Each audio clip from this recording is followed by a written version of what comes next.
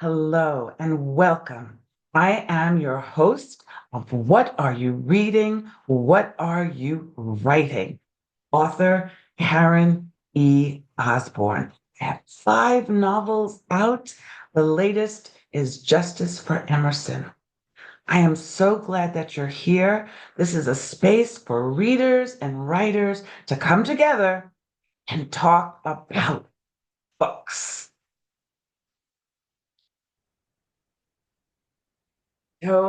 Today we are going to meet, you're going to meet, I just met her, Rhea Thomas, who, like me, is a student, a coaching um, client of the great Kathy Giorgio.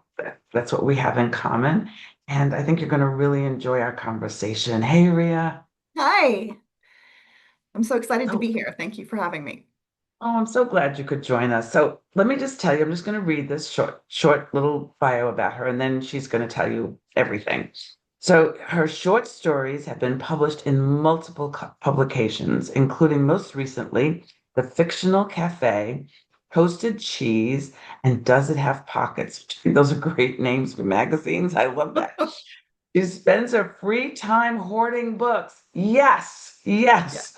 Walking her stubborn Labrador retriever, playing games with her sons, kayaking, swimming in rivers, searching for mysteries, and writing short stories that explore magical moments in the mundane. And her first book is out, and it's a collection of short stories that was just published this August. Can you show us the gorgeous, gorgeous cover? Here we go. Look at that. Let birds fly. Yeah. So before we dive into your writing journey and the themes of these short stories, I'm just so curious about the book cover. So was that a photograph? Did you hire an artist? How did that come about? Well, it was actually really challenging because each of the stories are very different. And then Mm. the title's talking about birds. So I'm like, how am I going to tie this all together on a book cover where it also looks interesting and shows the quirkiness of the stories?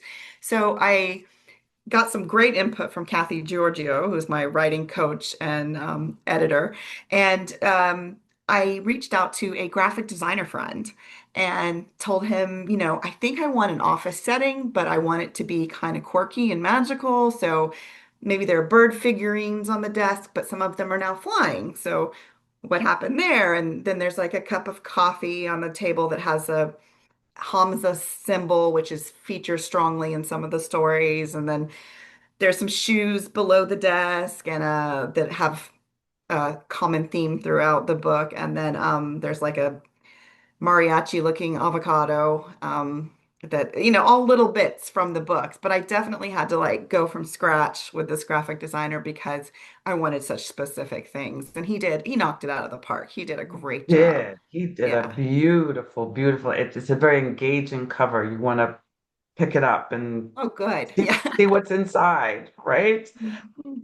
So tell us a little bit about your writing journey. How did you get started? Why short stories? Tell us a Sure. little bit about that.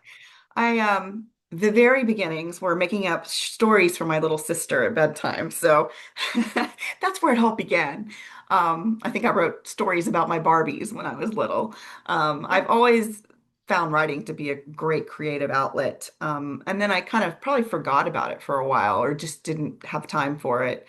Ended up having young children, all that kind of stuff. And I finally was stressed by everyday life and ended up deciding to write again as kind of stress relief, and also a creative outlet. And I started writing kind of based on, they always say, write what you know.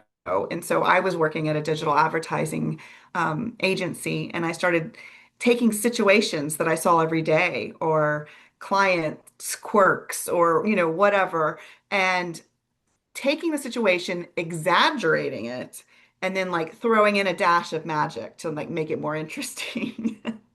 And I got a lot of stress relief from that. And then eventually I stopped writing just about, work situations and expanded, but that's kind of how it started. And Honestly, only ever written short stories.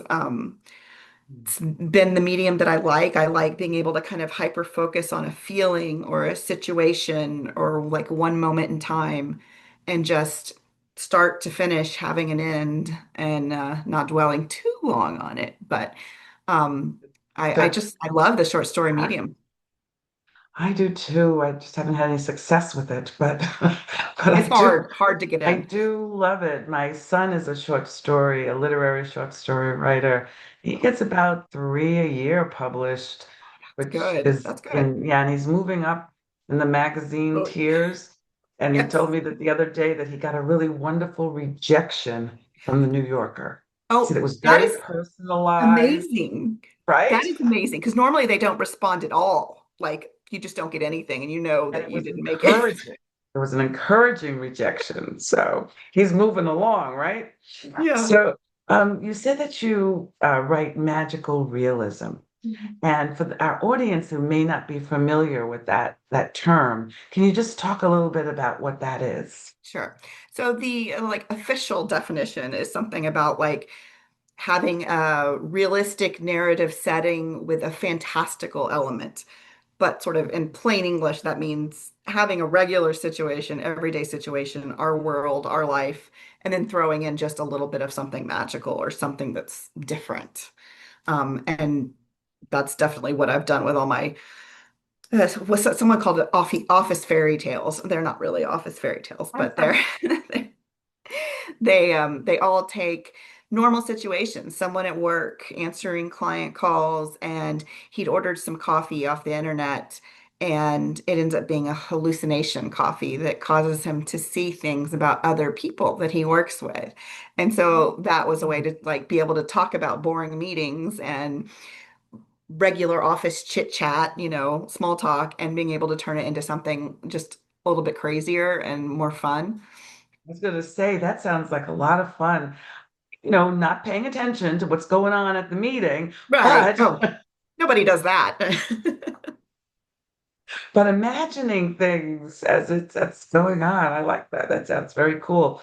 Are all the short stories magical realism that's in Yes, this book? they are. They all have, some have more than others, like a bigger dose of magical realism than others, but they are all definitely magical realism. Sounds great. Is it appropriate to tell us about one of them?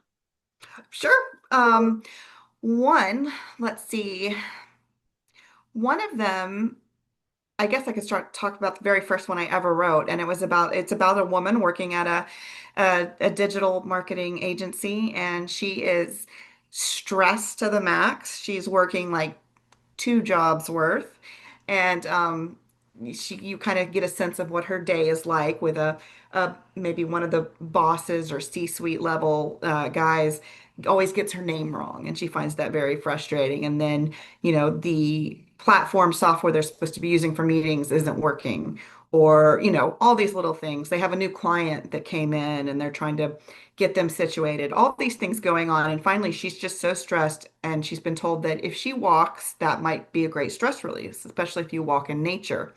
So she leaves the agency and goes around the neighborhood and just starts walking in circles. And she notices as she's walking, there's this like crack in the sidewalk, which she assumes is due to tree roots or, something like that, because there are big trees lining the sidewalks. And as she keeps walking that stress out, it's working its way down her body toward her feet. And about the seventh or eighth time around, something erupts from the crack. And it is this weird, like, kind of gross looking chicken figure that is wearing the same shoes that she is. And they have this moment, and then it runs off, and she's kind of left going, was that real? Did I just, imagine this? What happened?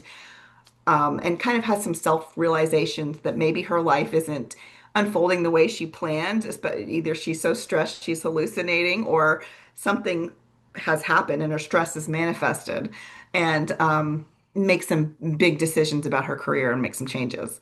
So that's the first one. Right. I love that. What did you name that one? I called it the worry majig.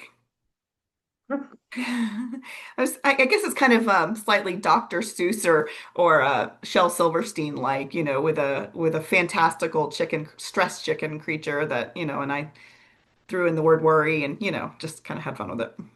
Love it. I love it. That sounds so, so good. Thank you. So, what's next for you? Like, this is a big thing. Because you've been writing short stories and then you decide to do a whole compilation and get it published.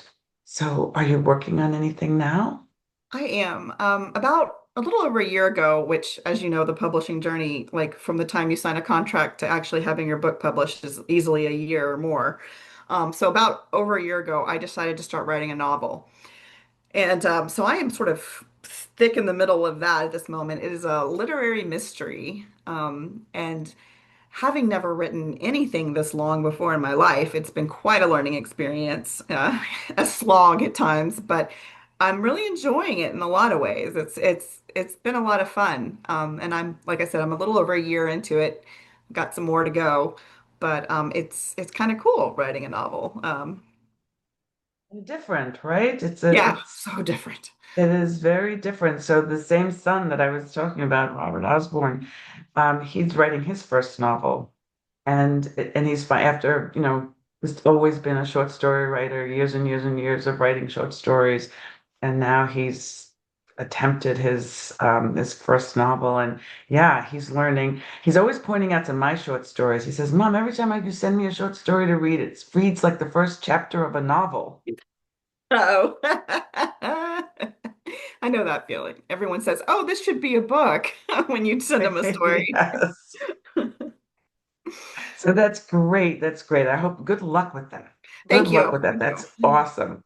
As you think about your writing journey from a little kid making up stories, I Yeah. did that too, Yeah. all the way through to really embracing short stories.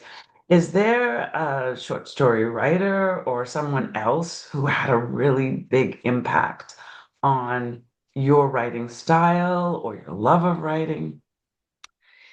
Yeah, I think one of the biggest impacts was when I discovered Neil Gaiman. I guess I kind of realized, oh, adults can write this way because I thought maybe, having something with magic or fantasy was sort of maybe a younger person's thing, like a child or a teenager kind of thing. But then I found this adult that wrote these fantastic stories that just, sparked my imagination, inspired me. He was a big catalyst for a lot of my writing currently. Yeah. Oh, that's a great writer and Yeah. a great choice. Yeah. And have you read anything recently that you could recommend to our audience? Yes, so I am a prolific reader. I'm always reading. Usually have a couple books going at a time. I just finished The Hallmarked Man by Robert Galbraith, Yes, which is, as yes. we know, J.K. Just Rowling. came out. Just Yes, came out. it was so good. I think it's number 8 in that Yep, series, and yep. I just love that detective series. It's so good, but it's so complex. Like I get lost sometimes. I'm like, oh my gosh, where are we now? Which character? Like, Long, yes. long. Yes. Um, I also read, let's see, Culpability, and I'm blanking on the author's name, but it was an Oprah's pick, and it kind of plays with the idea of how much AI is integrated into our lives these days with, therapist chat box, cars that drive themselves, drones, and like, where does our moral responsibility fall in accepting when these things make mistakes and that kind of thing. So it was really interesting. It made you think a lot about AI and such. So that was kind of cool too. As Different. writers, we have to really be thinking Yeah. about AI. Right? Yeah. They are using our books to teach the AI bots and it's so easy to go to them. Right. I mean, Chat and I have a really good relationship because it Yes. helps me. It helps me with my marketing. It Yes. gives me SEO optimized Yes, SEO language. optimization and all Right? that. Yes, but I I don't have definitely know. used it some for marketing and occasionally a little bit for research, but I'm very careful not to use it like at all in my writing, Yes. because most magazines and publishers, they're very strict. They like do not use it. You have to check Oh boxes no. that you swear you don't. And I'm all for that. I believe Yeah, in why would we creativity want and to? yeah, Why would we want to? This yeah, is what we love doing. This is what, no. you Yeah, know, it's the great part about writing. best part of it because the rest of it is really hard. Yeah. So this is like the best part. No, don't want that. But we're competing with AI written Yes. books. Oh, I have a friend, her book just came out. It came out in August. And 2 weeks later, there was another book with a very similar title. And this is a memoir. And it had her family name on it. oh, And it had a workbook that went with no. it, all AI written. Holy crud. That's bad.